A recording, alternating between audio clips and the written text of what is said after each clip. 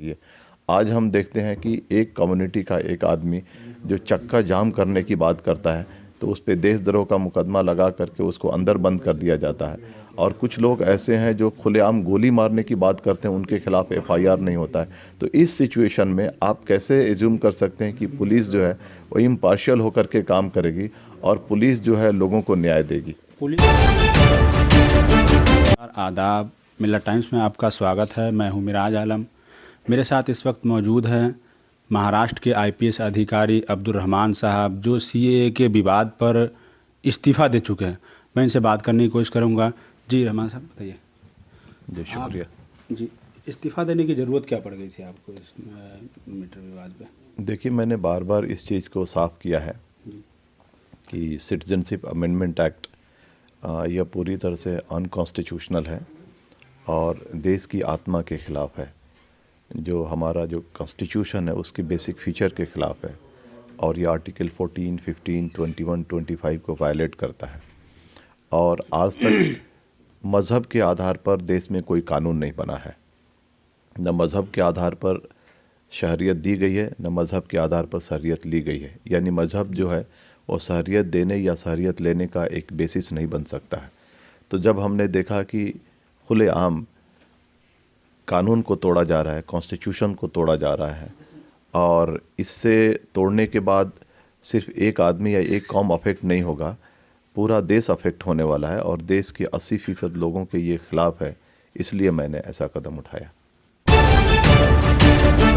कैसे समझाएंगे आप, क्या क्या बताना चाहेंगे आप इस माध्यम से कि भाई उनके खिलाफ है ये बिल? कैसे बताइए ज़रा विस्तार से। देखिए, सरकार क्रोनोलॉजी समझाती है कि पहले एनआरसी आएगा, फिर सीएए आएगा और बाद में घुसपैठियों को निकाला जाएगा। तो मैं कहना चाहता हूं कि पहले एनआरसी होगा, और ये एनआरसी सिर्फ मुसलमानों का नहीं होगा, देश में रहने वाले 130 करोड़ जनता का एनआरसी होगा। यानी उनसे डॉक्यूमेंट मांगा जाएगा कि आप प्रूव कीजिए कि आप घुसपैठिए नहीं हैं। जी जी।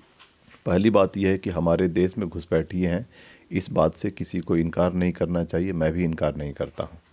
लेकिन चंद हज़ार और कुछ लाख घुसपैठियों की वजह से 130 करोड़ जनता को लाइन में खड़ा करना और उनके शहरियत पे सवालिया निशान लगाना और उनसे शहरियत का डॉक्यूमेंट मांगना, ये मुझे लगता है कि पूरी तरह से गैर ज़रूरी है और मूर्खता है।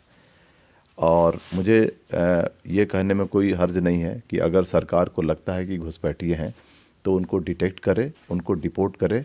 देश में रहने वाले जो असली जो नागरिक है, जो मूल नागरिक है, उनको घुसपैठियों से कोई मोहब्बत नहीं है। सरकार के पास तमाम जांच एजेंसियां भी है, उसका भी इस्तेमाल कर पुलिस है, जांच एजेंसियां हैं, आप डिटेक्ट कीजिए, उनको डिपोर्ट कीजिए। घुसपैठियों से किसी को मोहब्बत नहीं है, लेकिन 130 करोड़ जनता को लाइन में खड़ा करना ये गैर ज़रूरी है और पूरी तरह से मूर्खतापूर्ण है और यह मानवता के खिलाफ है। कल जाकर के अगर एनआरसी होगा और डॉक्यूमेंट मांगा जाएगा तो सबसे पहले दिखाने के पहले लोगों को डॉक्यूमेंट बनवाना पड़ेगा। मैं पूछना चाहता हूं कि देश के दलित, देश के आदिवासी, देश के कबायली लोग, देश के गरीब, मजदूर और किसान, चौक चौराहे पे भीख मांगने वाले लोग, जिनके पास ज़मीनें नहीं हैं, जो भूमिहीन लोग हैं, ये कहाँ से डॉक्यूमेंट लेकर के आएंगे? और डॉक्यूमेंट बनवाने के लिए जब तहसील के कार्यालय, एसडीएम कार्यालय, डीएम के कार्यालय, ग्राम पंचायत के कार्यालय और कर्मचारी के कार्यालय का जब चक्कर लगाना पड़ेगा और डॉक्यूमेंट बनवाने के लिए रिश्वत देनी पड़ेगी, तब लोगों को लगेगा कि ये कितना खतरनाक है। सरकार में कई लोग उल्टा सीधा बयान दे रहे। प्रधानमंत्री खुद कह चुके हैं कि एनआरसी पर चर्चा नहीं हुई है, और गृह मंत्री चिल्ला चिल्ला कर ये कहते हैं कि एनआरसी होकर रहेगा।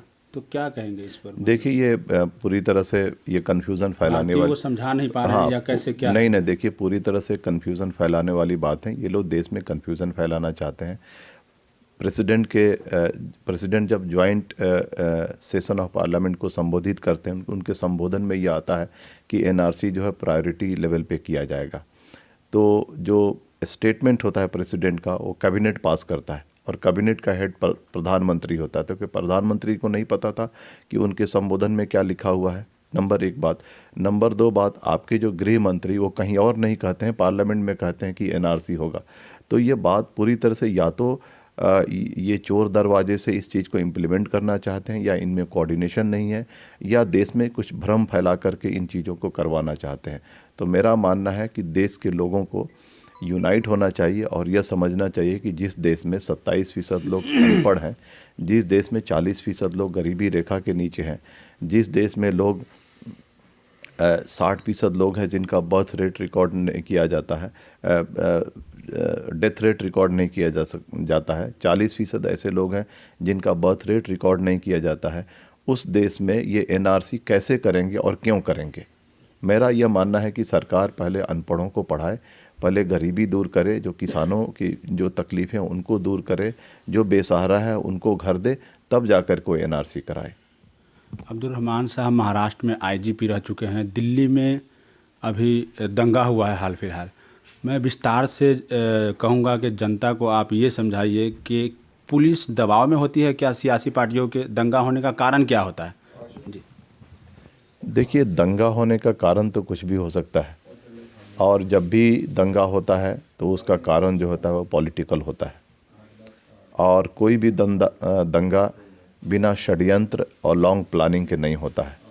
मेरा यह मानना है कि सरकार को राजधर्म का पालन करना चाहिए और पुलिस को अनबायस्ड होकर के बिना डिस्क्रिमिनेशन के कार्रवाई करना चाहिए, तब जाकर के मसला सॉल्व होगा। आईजीपी रहे हैं जी, किस तरीके का दबाव होता है?